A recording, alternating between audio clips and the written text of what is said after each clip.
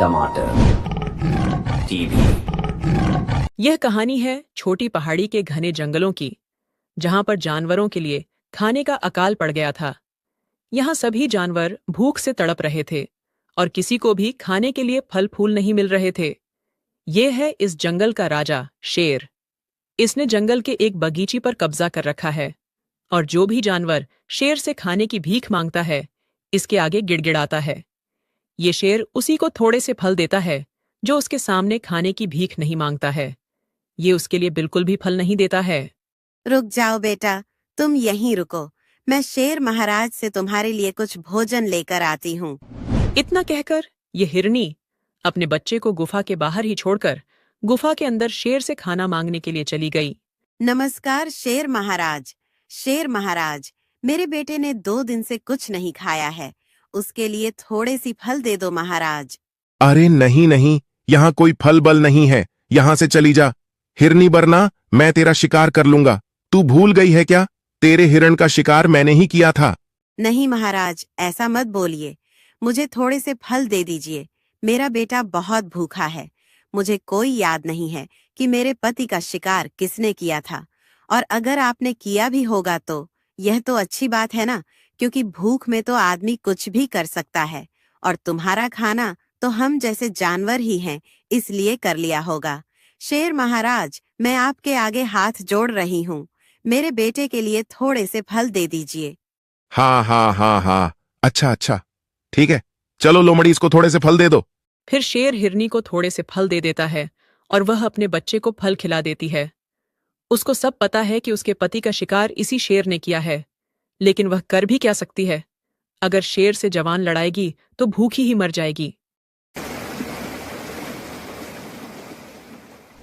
एक बार एक हाथी अपने लिए भोजन की तलाश में भटक रहा था। सुबह से शाम हो गई, लेकिन उसे कुछ भी नहीं मिला और भटकते भटकते उसकी भूख और भी बढ़ गई थी। तभी उसके सामने अचानक से एक भालू आ गया और भालू हाथी को देखकर रुक गया और हाथी से बोला, अरे हाथी दादा, नमस्ते। कहाँ जा रहे हो आप इतनी जल्दी में? जरा मुझे भी तो बताइए, कहाँ इतनी दौड़ लगाते जा रहे हो? नमस्ते भालू, बस कहीं नहीं, मैं तो यहीं भटक रहा हूं। क्या करूं? और भटकने के अलावा मुझे है ही क्या काम? बस इधर उधर भटकते रहता हूं और इसी तरह मेरा टाइम पास भी हो जाता है और दिन भी निकल जाता है। अरे हाथी दादा, आप तो झूठ भी अच्छा बोल लेते हो। मुझे सब पता है, झूठ बोल रहे हो आप। आप पक्के में किसी न किसी वजह से परेशान नजर आ रहे हो। आप मुझे बताओ, क्या परेशानी है आपको? क्योंकि परेशानी दूसरों को बताने से कम हो जाती है। शायद मैं आपकी कुछ मदद कर दूं। अब मुझसे भी क्या शर्माना हाथी दादा, अब बता भी दो मुझे क्या परेशानी है। आपकी परेशानी तो आपके चेहरे पर नजर आ रही है हाथी दादा, और आप तो आज बहुत थके हुए भी लग रहे हो। हाँ भालू भाई, मैं परेशान तो हूं क्योंकि मैं सुबह से ही भोजन की तलाश में भटक रहा हूं, लेकिन मुझे आज एक भी फल नहीं मिले हैं और मैं सुबह से ही भूखा हूं और बहुत थक भी गया हूं। अब क्या करूं? इस जंगल में तो एक भी फल नहीं है। अगर ऐसे ही कुछ भी खाने को नहीं मिला तो ऐसे में तो मैं भूखा ही मर जाऊंगा। अब तुम ही बताओ भालू भाई, यह परेशानी की बात है कि नहीं? हमारे लिए जीवन जीने के लिए सबसे ज्यादा भोजन और पानी की जरूरत होती है। पानी तो यहाँ पर है, लेकिन भोजन की बहुत ही कमी हो गई है। अब अगर तुम मेरी कुछ मदद कर सकते हो तो बताओ, वरना मेरा रास्ता छोड़ो। वैसे भी दोस्त, आज पूरा दिन निकल गया है और टाइम खराब मत करो। अच्छा, तो ऐसी बात है। अब तुमने दोस्त बोल ही दिया है मुझे, तो अब तो मुझे तुम्हारी मदद करनी ही पड़ेगी। क्योंकि अब अगर दोस्त दोस्त की मदद नहीं करेगा तो फिर कौन किसकी मदद करेगा? चलो हाथी दोस्त, अब काम की बात पर आते हैं। मुझे एक बहुत ही बड़े फलों के बगीचों का रास्ता पता है। बगीचा इतना बड़ा है कि सालों साल भी हम उसके फल खाते रहे, लेकिन उस बगीचे के फल कभी भी नहीं कम होंगे। अच्छा, ऐसी बात है तो मुझे जल्दी बताओ उस बगीचे का रास्ता। मैं जल्दी से वहां जाना चाहता हूं। तुम्हारी बात सुनकर तो मेरी भूख और भी बढ़ गई है। अरे दोस्त, इतने उतावले क्यों हो रहे हो? हर आसान चीज के दूसरे हिस्से में कठिनाई होती है। तुम ये तो सोचो कि इस जंगल में इतने सारे जानवर होने के कारण फिर भी बगीचा सही सलामत कैसे है? दोस्त, बगीचा तो इसी जंगल में है, लेकिन बगीचे तक पहुंचने का रास्ता बहुत ही कठिन है। हाथी दोस्त। अच्छा, ऐसी बात है। अब भालू, रास्ता कैसा भी हो, अब अगर हमें फल नहीं मिलेंगे तो हम भूखे मर जाएंगे। लेकिन भूख से मरने से अच्छा है कि फल खाने के लिए बगीचे में जाएं। जो होगा देखा जाएगा। तुम मुझे बगीचे का रास्ता बताओ, और रास्ता कैसा कठिन है, क्या बात है, सब बताओ।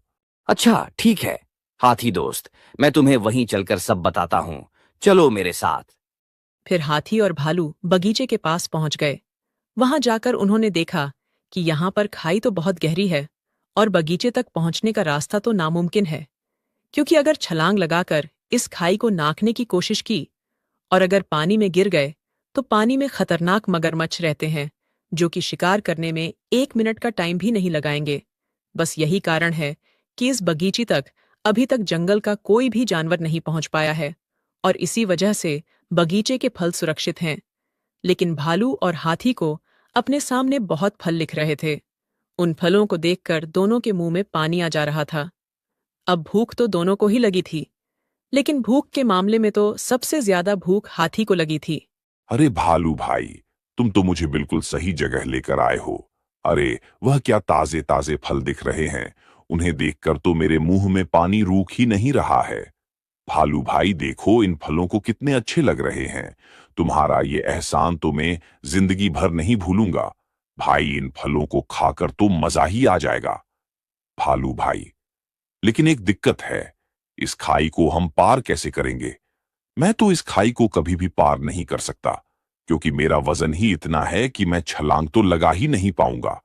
अरे भालू भाई, कोई उपाय बताओ उन फलों तक पहुंचने का। मुझसे अब और इंतजार नहीं हो रहा। हे, मुझे जल्दी से बगीचे में जाना है, कोई रास्ता तो बताओ भाई।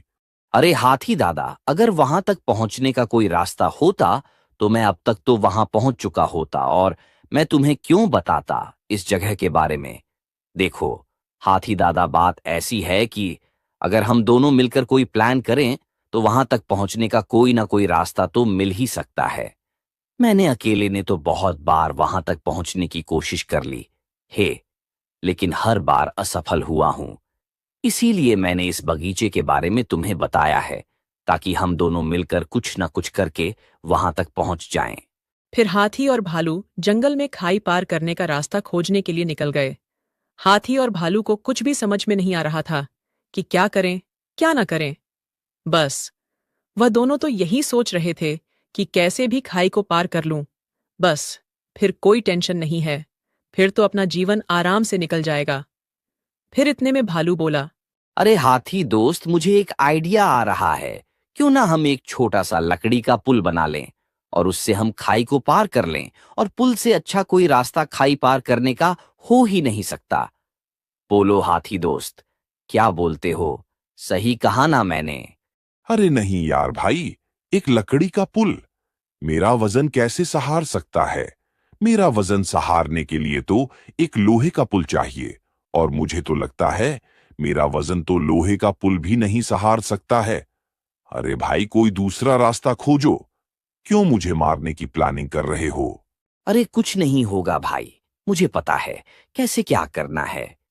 मेरे पास एक लकड़ी का बहुत ही बड़ा और मजबूत टुकड़ा रखा हुआ है। उसको हम पुल पर से बिछा देंगे और उसके दोनों तरफ एक सपोर्ट भी लगा देंगे। फिर तुम देखना कि उसकी मजबूती और भी बढ़ जाएगी, और फिर हम आसानी से उसको पार कर लेंगे। तुम मेरा भरोसा तो करो दोस्त, कुछ नहीं होगा। और फिर एक बार हम उस तरफ पहुंच गए तो उस तरफ पर्याप्त मात्रा में फल भी है और पर्याप्त मात्रा में पानी भी है। ना हमें खाने की टेंशन होगी और ना ही पीने की टेंशन। हम दोनों आराम से अपना जीवन वहीं काट लेंगे। बस तुम मेरा एक बार विश्वास करो, तुम्हें कुछ नहीं होगा भाई। भालू की बात सुनकर फिर हाथी को भी लगने लगा कि शायद हम खाई पार कर लेंगे।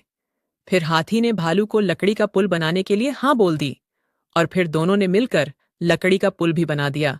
और फिर शुरुआत में लकड़ी का पुल पर चलने की बात आई तो सबसे पहले भालू गया, और भालू ने आसानी से लकड़ी के पुल को पार कर कर खाई के उस पार पहुंच गया। अब हाथी की बारी थी, लेकिन हाथी ने भालू को खाई पार करते हुए देखा तो उसे भी लगा कि शायद मैं भी पार कर सकता हूं। लेकिन उसके मन में डर तो लग ही रहा था। फिर भी हिम्मत बांधते हुए हाथी लकड़ी के पुल पर जाने लगा और खाई पार करने लगा। फिर हाथी जैसे ही लकड़ी के आधे पुल पर पहुंचा, वैसे ही लकड़ी के पुल में से टूटने की आवाज आने लगी। तब हाथी समझ गया कि अब लकड़ी का पुल टूटने वाला।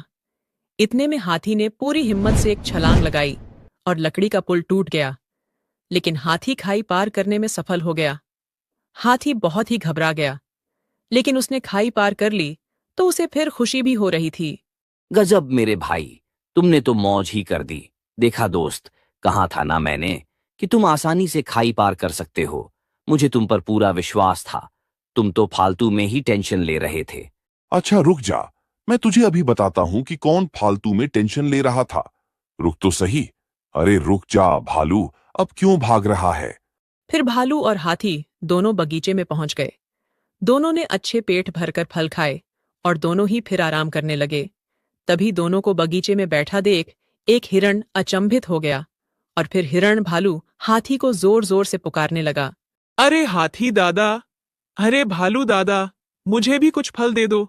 मुझे तो बहुत भूख लगी है और आप लोगों को तो पता ही है कि जंगल में कुछ नहीं है खाने के लिए। लेकिन मेरी तो समझ में नहीं आ रहा है, आप दोनों वहां पहुंचे कैसे हो? अगर मैं भी वहां पहुंच जाता तो मजा ही आ जाता। फिर हाथी और भालू ने हिरण को भी थोड़े से फल दे दिए और उन फलों को खाकर हिरण बहुत खुश हो गया। इसी तरह जंगल के सभी जानवर फल खाने के लिए खाई के पास आने लगे और भालू और हाथी सभी को फल दे देते थे। इसी तरह जंगल के सभी जानवरों की भूख मिटने लगी। भालू और हाथी वहीं बगीचे में रहते, वहीं खाते, वहीं पीते और जंगल के सभी जानवरों को भी फल दे देते थे। इसी तरह शेर के पास भीख मांगने अब कोई भी जानवर नहीं जाता था। तो ये सब देखकर शेर बहुत ही परेशान हो गया था। फिर एक दिन शेर ने लोमड़ी से पूछा, अरे लोमड़ी, मेरी तो कुछ भी समझ में नहीं आ रहा है। ये क्या हो गया है? अब तो मेरे पास कोई भी जानवर भीख मांगने के लिए नहीं आता है और ये सब देखकर तो मुझे बिल्कुल भी अच्छा नहीं लग रहा है, क्योंकि जब तक कोई मेरे सामने खाने के लिए गिड़गिड़ाता नहीं है तब तक मुझे मजा नहीं आता है। लेकिन इस जंगल में तो एक भी फल नहीं है। जितने भी फल हैं तो वह मेरे पास ही हैं। तो फिर जंगल के सभी जानवर खाते क्या हैं? ये तो पता लगाना ही पड़ेगा लोमड़ी। अरे महाराज, मुझे तो पता है कि जंगल के जानवर खाते क्या हैं और कहाँ से उन्हें खाने के लिए फल मिलते हैं। मुझे सब पता है। अरे मूर्ख लोमड़ी, तो तूने मुझे पहले क्यों नहीं बताया? मैं तो कब से परेशान फिर रहा था। तुझमें थोड़ा सा दिमाग है कि नहीं? महाराज, आपने मुझसे पूछा ही नहीं तो मैं कैसे बताती। उधर जो वह खाई के उस पार फलों का बगीचा है ना, उस बगीचे में पता नहीं कहाँ से हाथी और भालू पहुंच गए हैं। तो वह वहीं रहते हैं और वहां से खाई के इस पर फल फेंक देते हैं, जो फल जंगल के सभी जानवर खा लेते हैं। और इसी तरह जंगल के सभी जानवरों को अब भूख नहीं लगती है, क्योंकि उनकी भूख फलों को खाकर मिट जाती है और वह आपके पास भीख मांगने के लिए नहीं आते हैं। लोमड़ी की बात सुनकर शेर को बहुत गुस्सा आ गया और गुस्से में वह खाई के पास पहुंच गया और बोला, क्यों रे भालू और हाथी, इधर आओ, मेरी बात सुनो पहले। क्यों रे भालू और हाथी, सुनाई नहीं दे रहा है क्या? क्या है बोलो शेर महाराज, क्या बात है? क्यों आए हो हमारे पास? क्यों रे, तुम दोनों यहाँ के जानवरों को फल क्यों देते हो? आज से यहाँ के जानवरों को फल लेना बंद कर दो, क्योंकि मैं यहाँ का महाराज हूं और मेरे जानवर कब क्या खाएंगे, कितना खाएंगे, ये सब मेरा अधिकार है। इसलिए अब से तुम दोनों किसी भी जानवर को फल नहीं दोगे। यह मेरा आदेश है, समझे? शेर, तू होता कौन है इन जानवरों को आदेश देने वाला? जंगल पर महाराज राज करता है और अपनी प्रजा की सेवा करता है। तू तो अपनी सेवा करवाता है और प्रजा से भीख मंगवाता है, और प्रजा को भीख मांगते हुए देखकर तुझे बहुत खुशी होती है। चल अब चला जा, यहां से मैं तेरी बात नहीं मानूंगा। तू होता कौन है मुझे आदेश देने वाला? शेर, तू इस खाई को पार कर सकता नहीं है, तू हम तक पहुंच सकता नहीं है। चल अब जा, ये आदेश किसी और पर चलाना। चल यहां से। हाथी की ऐसी बात सुनकर शेर को बहुत गुस्सा आ गया और शेर ने खाई को पार करने के लिए एक छलांग लगा दी। लेकिन शेर पार करते करते थोड़ा सा रह गया और लटक गया। शेर बहुत हाथ पांव चला रहा था, लेकिन ऊपर नहीं बढ़ रहा था। हाथी ने शेर की मदद की और शेर को ऊपर चढ़ा लिया। फिर शेर बोला, मैं तो थोड़े से खाने के लिए सभी जानवरों से भीख मंगवाता हूं, लेकिन तुमने तो मेरी जान बचाई है हाथी, और तुमने मुझसे भीख भी नहीं मंगवाई। तुम तो बहुत महान निकले हाथी। आज से मेरा घमंड चूर चूर हो गया है हाथी। मेरी पुरानी सारी गलतियों को माफ कर दो हाथी, और तुम्हारा बहुत बहुत धन्यवाद। तुमने आज मेरी जान बचा ली। अगर आज तुम मेरी जान नहीं बचाते तो मैं तो मर ही जाता। कोई बात नहीं शेर है, ये तो मेरा फर्ज था। अगर तुम हकीकत में मुझे धन्यवाद करना चाहते हो तो जो तुम्हारी गुफा के पास बगीचा है ना, उस बगीचे को तुम खुला छोड़ दो और सभी जानवरों को वहां जाने की अनुमति दे दो, ताकि जंगल का कोई भी जानवर भूख से नहीं मर सके। फिर शेर ने हाथी और भालू की बात मान ली और गुफा के पास वाली बगीचे का रास्ता सभी जानवरों के लिए खोल दिया है। इस तरह जंगल की सभी जानवर खुश हो गए और सभी जानवरों को पानी और खाने की पर्याप्त व्यवस्था हो गई। दोस्तों, कहानी अच्छी लगे तो वीडियो को लाइक और चैनल को सब्सक्राइब करें।